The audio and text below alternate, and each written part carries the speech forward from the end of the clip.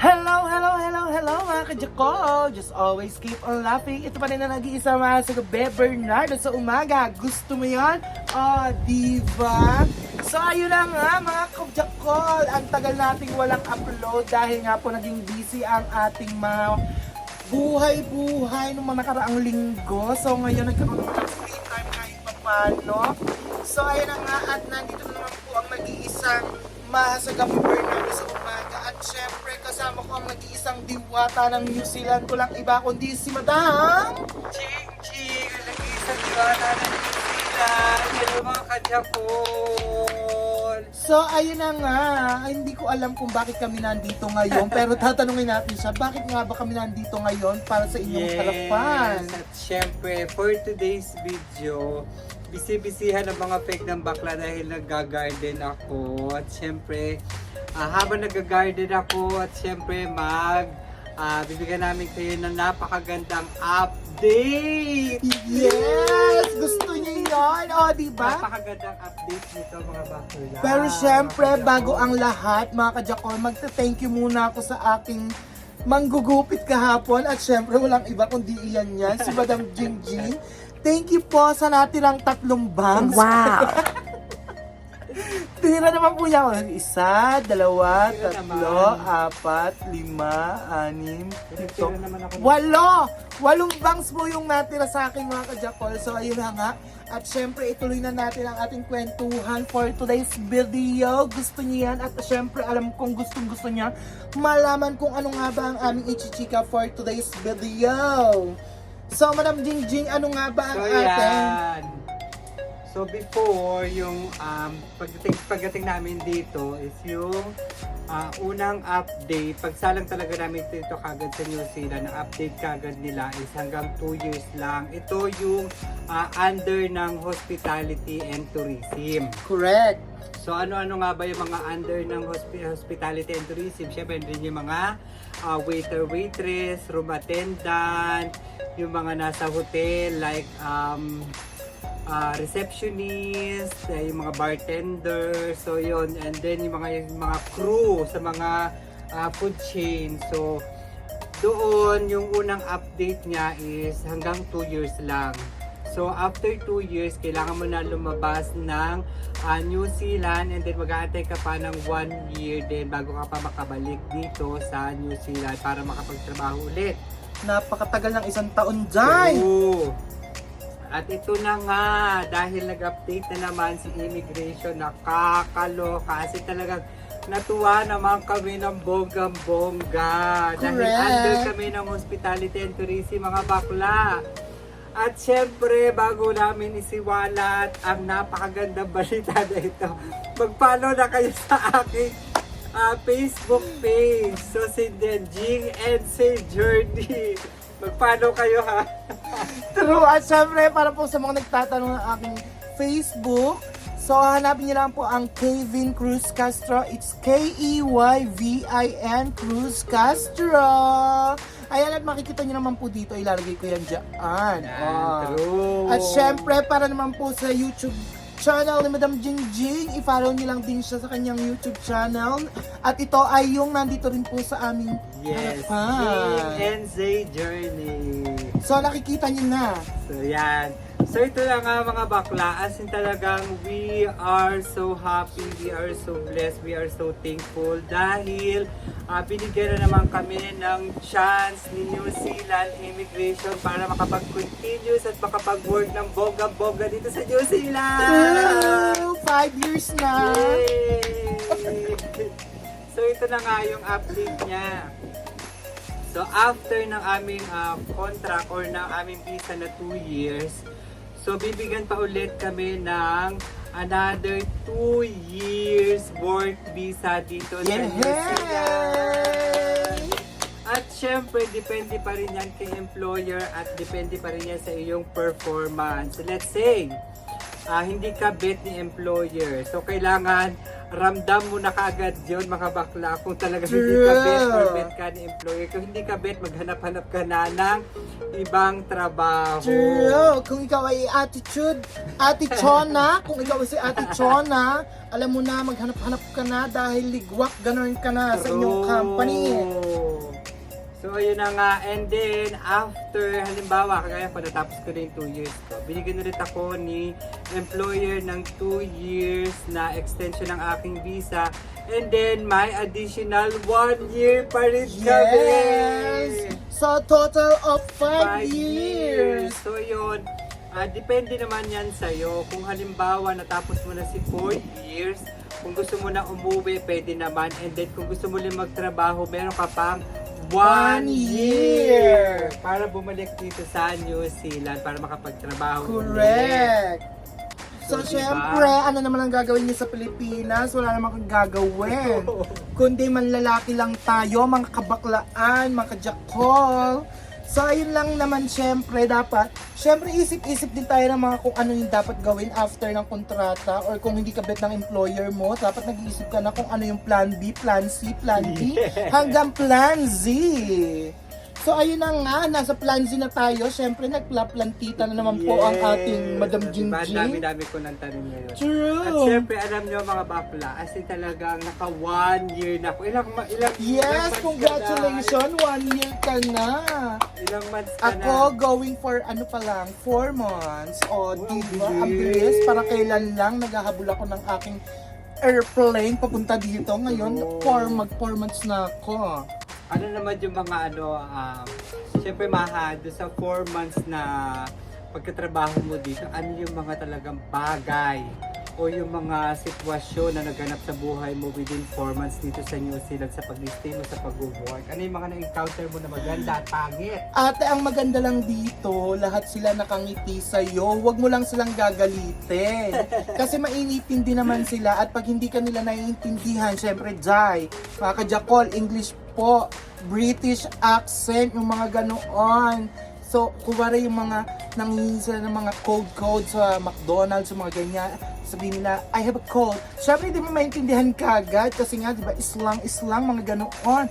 Sasabihin sa iyo, ang easy lang yung sinasabi ko, hindi mo mag-gets. O, di ba, magugulat ka na lang. Sasabihin mo na lang, oh, I'm so sorry because I don't understand what I'm saying. Ganoon. Dapat yung mga Englishan dito. Correct, at dapat uma-accent ka din. True, hindi pwedeng you call me, you call me, you didn't go there. Ganon, ganon. Kailangan yung mga Englishan natin dito mga pang level na rin tayo sa kanila kahit paano. And yes, by the way, yung sa mga willing mag-apply dito at magtrabaho talaga, hindi mo naman kailangan na maging fluent. True. Hindi mo naman kailangan na pagkarating mo dito, kailangan fluent ka na or nag-a-apply ka, fluent ka na. True. Hindi sila, wala naman silang discrimination or yung tinatawag na racist. Correct. Pero syempre dapat mag-aral din naman kayo kung paano kayo makikisagot, paano nyo iintindihin. Syempre mahirap naman, oo. Hindi naman sila sasabihin sa'yo na, hoy, mali yung grammar mo, hoy, mali yung ano mo, wala yung verb, wala yung adverb, past participles, yung mga ganoon. Wala sila. Wala naman silang mga ganon dito. Hindi naman tayo mga pag Pinoy lang naman yung mapuna sa mga ganyan. Oh. Pagtatawanan ka kapag mali ang grammar mo, perfecto. Ito pa, mahatanong ko sa'yo. Ano yan? May na-encounter ka ba na mga kapwa natin Pilipino na kinurek ka ba sa trabaho or binulestya o didiscriminate as LGBTQ or tungkol sa trabaho, ano man yan? So far, wala pa naman akong na-encounter na pangbubuli, pangmumolestya. Pero kung may mamolestya man sa akin, okay lang naman. Charing. Siyempre gusto natin yung mga kaharutan na yan minsan. Charot lang. Pero siyempre wala pa naman nga sa awa ni Lord. Pero kung meron man siyempre, ay naku dai. Iyan po ang number 1 dito. Walang bullying. Pwede po kayo mag-complain agad-agad pag kami ng bully sa inyo. At automatic, ganun, ligwak na kagad dyan. Bawal na bawal po dito ang bullying. Discrimination, bawal na bawal din yan. Lahat dito pantay-pantay, mayaman, mahirap, girl, boy, bakla, tomboy, may ngipin o wala, bata, matanda. Lahat na po yan, sama-sama na dito lang sa nag-iisang. Charing! Ito pa tanong, di ba? Ano yan? Usually kasi dito yung mga bakla o yung part Yes. ng member ng LGBTQ, usually nakakahanap sila ng foreigner. True. So ang tanong, Maha, meron na ba? Meron na bang my nahanap si God. Maha na foreigner? Wala pa. Actually, wala. May nahahanap naman ako. Pero syempre, hindi mo naman pwedeng kuhanin na lang kagad basta-basta. Kailangan mapipil mo rin na mahal ka nila. Yung mga ganun. Huwag nating ipilit yung mga sarili natin sa mga taong hindi naman tayo bet. So, dapat, the feeling is mutual, yung mga ganoon. So, ikaw ba, Madam Jingjing, meron ka na rin bang nahanap? Wala pa nga rin. Diyos ko, napakahina naman natin ngayon. Dati rin nasa Saudi ako, ang dami-dami.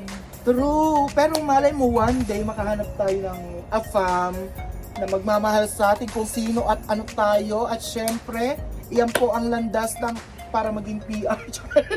True. Kasi naga. True, legend. So ano nga ba yung tinatanim mo dyan, Madam Jingjing? Kanina ka pa dyan. Yung tinatanim ko dito is yung petchay.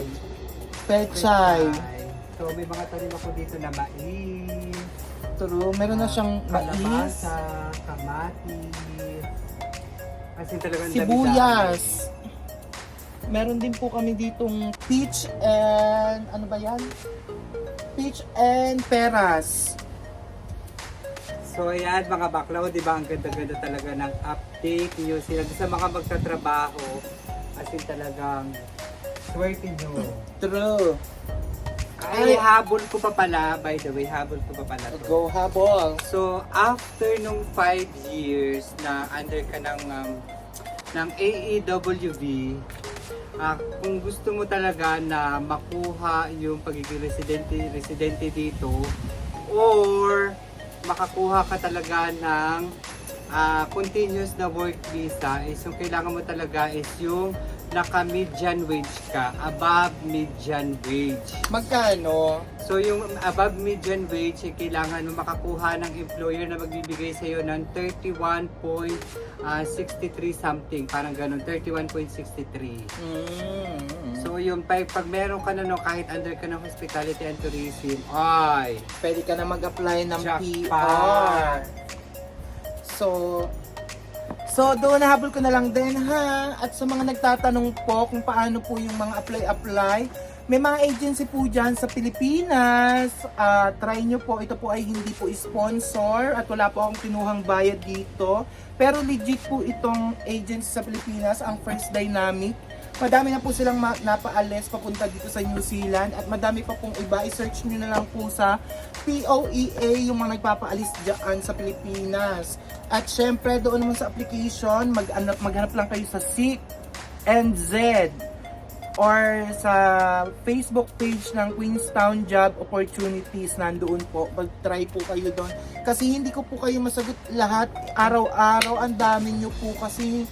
At syempre maraming salamat po pala sa mga patuloy at sumusuporta na nagmamahal. Ang parami na po tayo ng parami. Malapit na po tayong magkaroon ng 1,000 subscriber.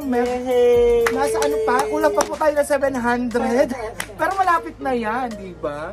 Malapit na yan. Tiwala lang tayo mga kajakol dahil pagdating ng araw tayo rin po ay makikilala na o gusto mo nyo. At syempre, magkakaroon na po tayo ng mga gift giving.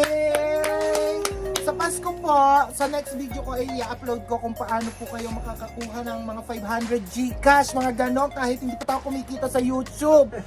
Mag-share tayo ng blessing dahil kumikita naman tayo ng kahit papano dito at para makatulong sa mga nangailangan. Oh. So Ate Jingjing, meron ka pa bang idadagdag? At syempre yan, Bago magtapos ang video ito, please don't forget to subscribe and hit the bell button notification para updated kayo sa mga susunod na mga videos ni Maha, mga kadyako. Thank you so much, Madam Jingjing, sa pagsama sa akin dito ngayong araw. At syempre, huwag niyo na rin munang kalimutan din mag-subscribe kay Madam Jingjing, okay? Share, like, and subscribe, mga kadyakon. So, ayun lamang po para sa ating for today's video. Huwag kalimutan ulit mag-subscribe, mag-julit-julit tayo. Ito pa rin na nag-iisang Maha sa gabi, Bernardo sa umaga, at nag-iisang Diwata ng New Zealand na si Jigjig. Thank you for watching and I love you all. just always keep on laughing. Bye!